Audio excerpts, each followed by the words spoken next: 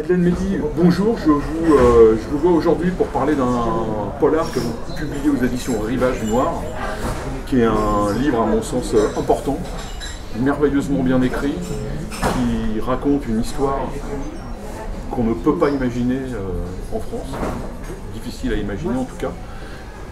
Avant de parler du livre, est-ce que vous pouvez nous raconter en quelques mots le début de l'histoire?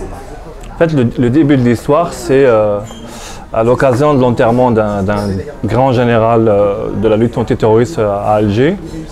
Il y a des souvenirs qui remontent dans la tête de son fils. Et voilà. Et à partir de là, se déclenche tout le passé qu'on croyait enfoui. Et le fils de ce général est face à une évidence, c'est qu'on ne peut pas échapper ni à ses fantômes ni à son passé. Et il revit, même dans sa chair, ce qui s'est passé 10 ans avant, en 1994, en pleine guerre civile. Oui, en fait, est-ce que c'est une histoire vraie déjà? Alors, si je dis c'est une histoire vraie, je vais aller en prison, que ce soit en Algérie ou en France. C'est la constitution de groupes armés clandestins, c'est passible de prison en France et en Algérie. En fait, c'est une histoire vraie dans le sens où c'est une histoire plausible, selon le fait qu'en 1994, dans cette ambiance qui était à l'époque de paranoïa, de débordement des groupes armés, on peut rappeler ici des chiffres, on les estime entre 40 000 et 50 000 éléments armés islamistes à l'époque, entre 93 et 94.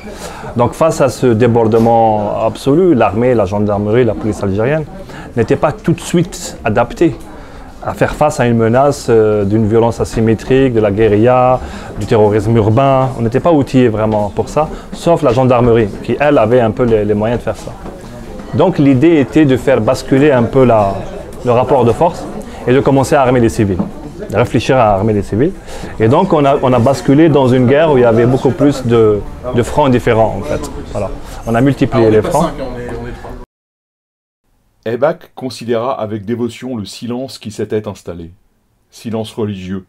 Un silence qui était un sésame pour ouvrir les portes de l'histoire qu'il rêvait d'entendre depuis si longtemps. Comme s'il était à genoux devant la fontaine de jouvence, à genoux devant un crucifié prometteur. Les portes de son paradis s'ouvrirent aux premiers mots de Sidali qui se mit à raconter, pour la deuxième fois depuis sa rencontre avec Ouda, toute l'histoire.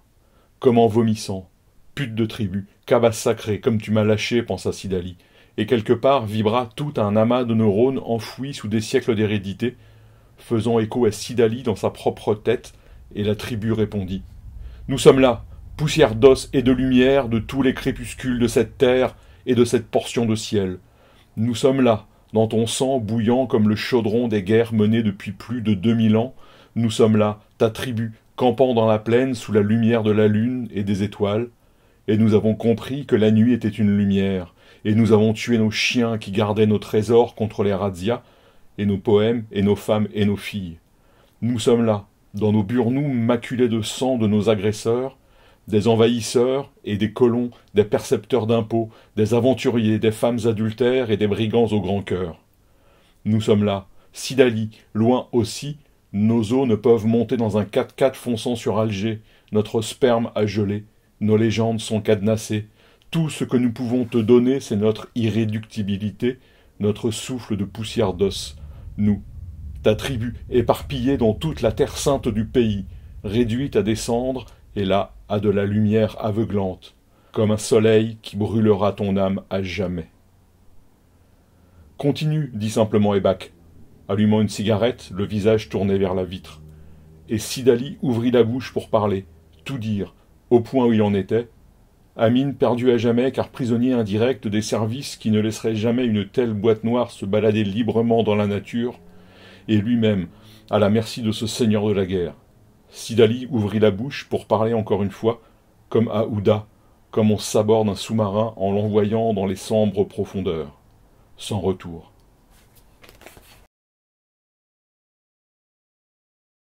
Voilà. Donc la réflexion à l'époque, c'est de l'armer les civils, afin d'essayer de combler des vides qu'il y avait dans le territoire, dans les villes aussi, parce qu'on ne pouvait pas mettre un policier derrière chaque avocat, magistrat, journaliste, homme d'affaires, enseignant. L'islamisme s'attaquait à tous les à tous les corps de métier, à toutes les personnalités qui étaient suspectées de ne pas adhérer au projet théologique. Et du coup, et parallèlement à ça, il y avait des gens qui s'armaient eux-mêmes, dans les villages, avec les fusils de chasse, etc. L'État a essayé d'encadrer tout ça, mais même avec ça, il y avait beaucoup de rumeurs sur des organisations clandestines antiterroristes qui se montaient un peu partout. C'est pour ça que, en imaginant cette histoire à partir de ce qui était dans l'ambiance du temps à l'époque, c'est quelque chose qui aurait pu se passer, qui a pu se passer peut-être. J'ai fait beaucoup attention parce qu'il y a des personnages vrais dans l'histoire, donc j'essaie de mettre le maximum de distance par rapport à leur trajectoire. Mais ça m'a servi pour essayer de restituer l'ambiance de l'époque et la trajectoire des vies et comment, quand on a 17-18 ans, on fait face à une telle violence et une telle paranoïa aussi, on en viendra tout à l'heure. Parce que ça, on a probablement oublié, même si nous on vit dans une sorte de peur un peu permanente, mais l'Algérie à l'époque, c'est vraiment un champ de bataille. En tout cas, Alger, tel que vous décrivez, c'est un champ de bataille terrifiant, où les enfants peuvent mourir, où il y a des attentats près des écoles, où on est quasiment en sécurité nulle part. Bien sûr, c'est à partir... et c'est arrivé assez vite, je dirais, parce qu'on a l'interruption du processus électoral en janvier 92, avec la démission du président Chedli à l'époque. Et tout de suite après, il y avait la constitution des maquis terroristes. Et là, les militaires se sont rendus compte qu'en fait, les groupes islamistes savaient qu'ils allaient aller au clash à un moment avec le pouvoir. Donc déjà, ils avaient constitué des groupes. Il y avait les Afghans qui venaient de rentrer en Algérie, ce qu'on appelle les Afghans, donc les Algériens qui étaient en Afghanistan, qui rentraient avec une expertise, un savoir-faire, et qui constituaient au début les noyaux des groupes armés algériens en 92. Donc la ressource humaine était là. Il y avait aussi des caches d'armes, beaucoup de caches d'armes à travers tout le pays. Donc ça s'est déclenché assez rapidement. Et le feu a pris assez rapidement. Vous voyez, quand on donne le chiffre de 40 000 à 50 000 islamistes armés sur toute la partie nord du pays, c'est important. Face à une armée qui est un peu lourde, à une police qui n'est pas vraiment adaptée, à une gendarmerie qui pouvait un peu bouger, parce que c'était des groupes plus, on va dire, plus souples dans leur fonctionnement. Et donc les attentats urbains ont commencé très très vite, au début par cibler la police, les policiers. Premier attentat, Casbah, février 92, si je ne me trompe pas. 5 ou 6 policiers tués, c'est l'un des premiers. Et ça s'est vite développé après. Et on a été rentré dans les voitures piégées en centre urbain, les écoles incendiées, les usines incendiées, les attentats. Et ça a touché au début les policiers, après les procureurs, les juges.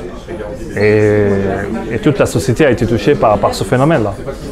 Avant de parler des personnages et un peu des portraits de l'Algérie que vous dressez dans ce polar, pourquoi avoir choisi le roman noir pour raconter tout ça? En fait, c'est même pas un choix, c'est presque une obligation de passer par emprunter les codes du roman noir et du roman policier, parce que quelque part il y a une enquête à l'intérieur, c'est ça.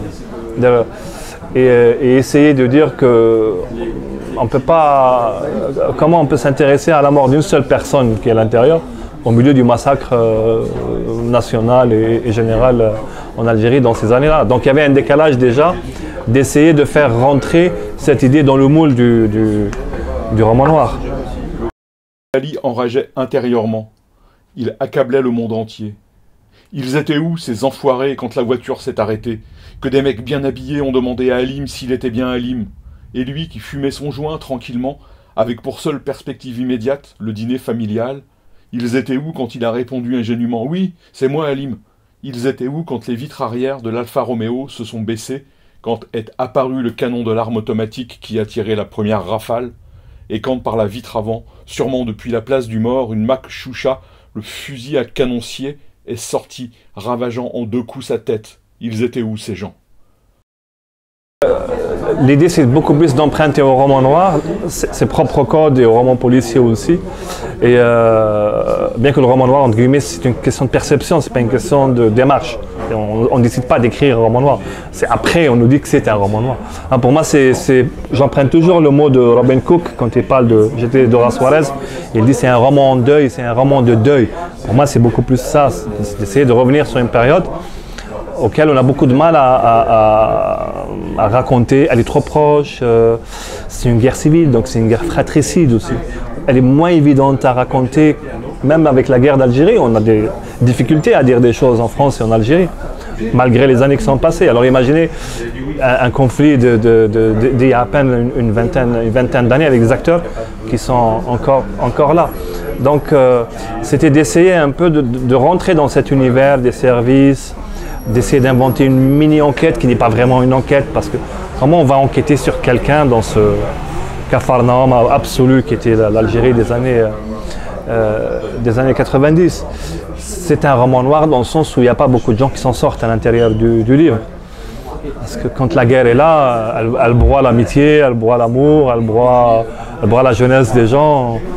Et je voulais ce décalage entre la naïveté et l'innocence de ces jeunes-là et le climat de destruction qui les entourait, de paranoïa, de mort. Et c'est ces tensions-là qui font que ça donne après un récit pas très joyeux, bien sûr, à la fin. Vous parlez de la jeunesse, et effectivement, dans ce livre, il y a un peu trois Algéries. Il y a l'Algérie que nous on appelle la guerre d'Algérie, qui est en fait la guerre d'indépendance, qui a laissé d'autres traces que chez nous, parce que c'était aussi à la fin une guerre un peu fratricide. Et on le voit bien là. Il y a un portrait de la jeunesse de l'Algérie en 94, on en a déjà parlé. Et il y a aussi un portrait de la jeunesse actuelle des années 2000. Est-ce que vous pouvez nous parler un peu de ça, de cet emboîtement de ces trois Algéries et finalement de la mémoire comment dirais-je, qui a des conséquences souvent néfastes? Oui, néfaste, et au-delà d'être néfaste, j'avais choisi ces trois âges-là parce que on le voit, c'est les pères des personnages qui sont engagés dans la lutte pour la guerre d'indépendance. Ils sont jeunes et ils sont amenés à faire des actes de violence, décapiter des gens, tuer, mettre des bombes, etc. Et pour eux, c'était complètement légitime, etc. Et ça a laissé des traces après parce que même une violence légitime ne peut pas passer comme ça. Elle laisse des traces aussi. Et ils se posent beaucoup de questions, même sur la violence qu'ils ont fait subir à d'autres, à eux-mêmes. Et de se dire que même si c'était légitime, mais une violence, elle ne passe pas comme ça. C'est ce que je voulais dire. C'est ça qui est important. L'engagement des jeunes en 1994, c'est que face à la sidération de la violence, est-ce qu'on peut faire quelque chose ou est-ce qu'il faut la subir et comment cette violence ne peut pas nous contaminer aussi, ne pas faire de nous des monstres alors qu'on est censé se battre contre des monstres. Et cette jeunesse aussi, en 2004, on les retrouve 10 ans plus tard, ils essayent d'être des hommes, ils essayent de grandir, mais ils n'arrivent pas. Ils se retrouvent toujours prisonniers de ce qu'ils avaient vécu parce que ça n'a pas été soldé. Cette violence est toujours là. Le degré de violence a atteint des choses tellement intimes en eux qui ne sont pas guéris. Et à un moment, il dit « je n'arrive pas à aimer ». Même quand je vois une femme, je lui fais l'amour, mais je ne l'aime pas. Et donc c'est juste une relation sexuelle, mais il n'arrive même pas à l'aimer, parce qu'il est incapable d'aimer. Ça, c'est la guerre qui lui a fait ça. Donc c'est beaucoup plus de voir ce que la guerre fait aux gens, mais de manière intime et personnelle aussi. Oui, ils payent même ce qu'ont fait leurs pères pendant la guerre. Il y a une sorte de dette qui va se répéter, parce qu'on découvre, on s'en doute un peu, c'est que ces jeunes, il y a un discours officiel qui leur a été donné, mais quand ils se penchent sur l'histoire de leur propre père, ils s'aperçoivent que les choses sont plus grises, en tout cas moins oui, qu'on leur a raconté. Oui, d'autant plus que c'est une génération qui en même temps a vécu la guerre d'indépendance. Les gens qui sont nés dans les années 70, enfin ma génération à moi, on a vécu la guerre d'indépendance par procuration, parce qu'on l'a vécu à travers le récit familial. On l'a vécu par rapport à ce qu'on nous apprend à l'école, ce qu'on voit dans les médias, le discours officiel, le grand récit national algérien est bâti de manière assez massive sur la guerre d'indépendance. Ce qu'on appelle la légitimité historique aussi, jusqu'aux années 88-89, était là pour légitimer le pouvoir politique. Donc c'est quelque chose de très prenant Et cette génération s'est retrouvée à vivre entre deux guerres. C'est une guerre qu'ils ont vécue par procuration, qui était une guerre formidable, parce que juste, parce qu'anticoloniale, parce que bâtie sur défendre la dignité, etc. Et ils se retrouvent dans une autre guerre qui, dans leur image, dans leur perception, est exactement le contraire. Elle est fratricide, elle est sale. Il n'y a pas de... comment dire? Il n'y a pas une cause noble et transcendantale, non. Il y a des barbus armés qui font des tueries. Il y a une armée en face qui doit réagir fort et un appareil répressif qui doit vraiment casser les os de l'insurrection islamiste. Et ils se retrouvent, eux, au milieu, ayant vécu deux guerres complètement antagonistes. D'autant plus que dans ces guerres, elles sont incarnées par leurs pères, qui ont fait la guerre d'indépendance en tant que jeunes, et qui font la guerre d'aujourd'hui. Et donc on se retrouve dans une configuration où la même personne, ou le même pays, est traversé par des violences, qu'elles soient juste la violence légitime, parce qu'elle existe, et l'incroyable massacre des années 90, et de se dire qu'au-delà de ça, la guerre est une saleté en fin de compte. La guerre, elle laisse des choses mauvaises, en général. Il n'y a pas que la guerre qui va ramener une indépendance, une libération, heureusement d'ailleurs. Donc il y a ce regard un peu double sur l'essentialisation de la violence, au-delà du fait qu'elle soit juste ou pas juste, et surtout des traces qu'elle laisse après intimement dans ces gens-là. Dans les traces qu'elle laisse après, à la fin, il y a un très beau et très difficile portrait de la jeunesse algérienne. Et quand on a fini le livre, on est presque désespéré pour eux, parce qu'on a l'impression que soit ils deviennent policiers, soit ils deviennent fous, ou soit ils doivent partir. C'est la réalité de l'Algérie ou quoi? Non, c'est un roman, donc c'est pas la réalité de l'Algérie, mais c'est un instantané d'une certaine frange de la société qui a vécu les années 90 de cette manière-là. Il y a d'autres franges de la société qui pour avancer peut-être, a essayé d'oublier toutes les lois d'amnistie qui sont passées. La société a voulu croire dans ces lois-là, ce qu'on appelle la réconciliation nationale. Donc c'est amnistie partielle qu'on offre aux groupes armés depuis une vingtaine d'années pour qu'ils abandonnent, pour qu'ils déposent des armes et soient réintégrés petit à petit dans la société. Il y a beaucoup de gens qui ont voulu adhérer à ça, pas parce qu'ils aimaient les terroristes ou les groupes armés, mais parce qu'ils se disaient, bon, au moins c'est une solution pour avancer dans la vie. Il y en a qui ont réussi à le faire, il y en a qui n'ont pas réussi, qui vivent avec des plaies ouvertes. On connaît beaucoup de gens qui ont... Donc ça c'est une frange de la société qui reste encore blessée par ces années-là. D'autant plus que c'était des années d'engagement aussi, qui étaient très forts. Moi, quand j'étais au lycée ou à l'université à l'époque, on était beaucoup plus engagés politiquement, on va dire, qu'aujourd'hui, ce que je vois en Algérie, parce qu'on était face à des vrais débats idéologiques et on voyait devant nos yeux, ce n'était pas une théorie, que l'extrémisme, que l'injustice, que le système apparatchik peut créer des monstres, mais des vrais monstres qui tuent des gens que tu connais. C'est pas une construction philosophique, c'est quelque chose de vrai. Et donc on était confrontés à ce danger de manière physique.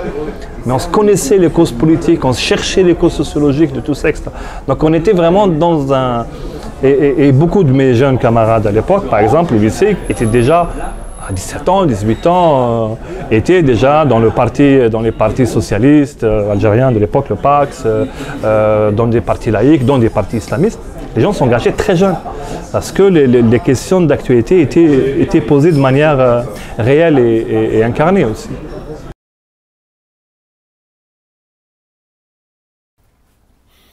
Sans un mot, étranglés peut-être par le même degré de ressentiment, mais pour des raisons différentes, Farouk et Naofel attrapèrent leur cartable et s'éloignèrent vers la sortie du bois. « Tu me suis toujours ?» Sidali regarda Amine debout, qui fixait le dos des deux amis s'éloignant parmi les pins maritimes. « Je sais bien qu'on ne tue jamais personne pour les bonnes raisons, mais là il nous faut un exemple. Même s'il n'y aura qu'un seul mort, même si c'est le premier et le dernier qu'on abat, mais je dois te dire une chose, regarde-moi. » Sidali vit le visage gris de son ami, un masque de mort et de tristesse. il y vit aussi une effroyable détermination à tuer. Dis-toi bien que si on commence ainsi, on ne pourra pas s'arrêter. Tu vois bien? Dis-toi bien que si on commence ainsi, on ne pourra pas s'arrêter. Tu sais bien qui sont les prochaines cibles. Amin devina la pensée de son ami, il en eut un frisson. On sait que nos ennemis, ce ne sont pas seulement les barbus, l'État, nous aussi, nous a mis dans cette merde. Si on tue un barbu, on devra ensuite, pour être cohérent avec nous-mêmes, et surtout pour justifier l'assassinat, tuer un gars de la Houkouma. Il nous faudra un symbole. Et s'il n'était pas... Horrifié, Amin ne put riposter. Son visage s'anima, et son bras se leva pour arrêter l'argumentaire de la machine infernale qu'ils avaient enclenchée. Et s'il n'était pas ton père, ce serait la cible idéale. Amin jeta son cartable à terre et s'assit dessus, ramena ses genoux vers son buste et les enserra entre ses mains jointes. Il laissa sa tête retomber et lâcha. On ne va pas refaire la guerre entre nos parents. C'est ce que nous a raconté Hadj Brahim, n'a rien à voir avec ça, Amin. Ce que nous a raconté Hadj Brahim n'a rien à voir avec ça, Amin. C'est juste une idée impossible, mais logique si on poursuit notre raisonnement. Avant même qu'Amin ne digère les mots de Sid Ali, ce dernier revint à la charge. « Et si ton père découvre tout ça ?» Amin ne répondit pas. « On est morts, tous morts, répondit Sid Ali à sa place. Très morts. » On a fait pas mal le tour du livre, donc maintenant il faut le lire pour prendre le plaisir de la découverte. Il y a une dernière question. Dans le livre, il y a deux personnages qui sont des personnages incroyables, qui sont un peu à la fois des chefs de la police et des chefs des services secrets, qui vivent sur un bateau. Ils sont un peu hors sol, ils sont hors pays, hors tout d'ailleurs. Juste une question, est-ce que ce sont des vrais personnages? En fait, l'idée de ces deux commandants qui s'appellent... alors, il y a le sanctuaire, le moribond, ce qui est le chef des chefs de toute la structure. Et il y a justement le général structure qui est à côté de lui, qui est un personnage de mon dernier roman qui s'appelait La prière du mort, qu'on retrouve 10 ans après. J'avais en fait, dans les services secrets en général, dans tous les pays du monde, la première arme, le premier outil de travail, c'est la paranoïa. Il faut être très paranoïaque pour pouvoir vraiment faire son travail. Et je voulais pousser le curseur vraiment au maximum, parce que quand même on est dans une structure militaro-sécuritaire qui est un héritier de la guerre de libération. Donc ils se sont déjà formés dans la clandestinité, les services secrets de l'époque, pendant la guerre d'indépendance, qui s'appelait le MALG, ministère de l'armement et des liaisons générales, a créé une génération qu'on appelle les Malgaches. Et les Malgaches, c'est une caste militaire algérienne qui sont, voilà, ils ont cette culture double algéro-soviétique, ils ont fait beaucoup le KGB, la plupart, etc. Donc on a un mix comme ça de paranoïa de maquisards algériens mixé avec la paranoïa du KGB. Donc ça crée d'excellents officiers du renseignement et de l'opération, mais ça crée aussi des paranoïaques assez accomplis et assumés. Et donc je voulais, à travers cette image de yacht qui était éloigné au centre de la baie et qui commandait la guerre de loin, donner cette image d'abord de la paranoïa et surtout de la complexité de la guerre, parce qu'eux ils sont loin, eux ils coordonnent toutes les opérations des deux autres officiers qui est Aybak et le père de Amin, du colonel Zubir, qui eux ils sont les opérationnels. Eux ils ont les mains dans le cambouis, ils ont une certaine vision de la guerre.